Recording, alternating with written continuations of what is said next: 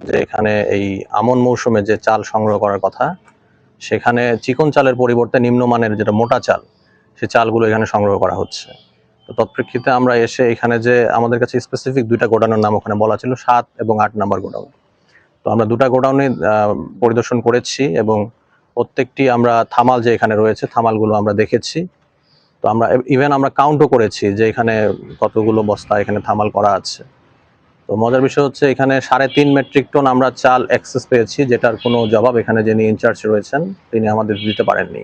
আর নিম্নমানের যে বিষয়টা বললাম, এটা তো আপাত দৃষ্টিতে দেখে বলা সম্ভব না। আমরা 14 থেকে 15টা থামাল থেকে নমুনা সংগ্রহ করছি। নমুনাগুলো আমরা ল্যাবরেটরিতে পাঠাবো এবং ল্যাবরেটরিতে প্রাপ্ত রিপোর্টের প্রেক্ষিতে এটা বলা যাবে যে এখানে আসলে নিম্নমানের চাল এটা ছিল কিনা।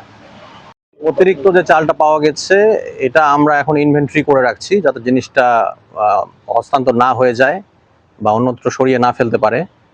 তো আপাতত এইটার কোনো ব্যাখ্যা আমাদেরকে ওনারা দিতে পারেননি এখানে যারা দায়িত্বে আছেন। যদি এটা অতিরিক্ত হয়ে থাকে তবে আমরা সুপারিশ করব যে এই চালটা যাতে সরকারি কোষাগারে জমা দিয়ে দেওয়া হয়।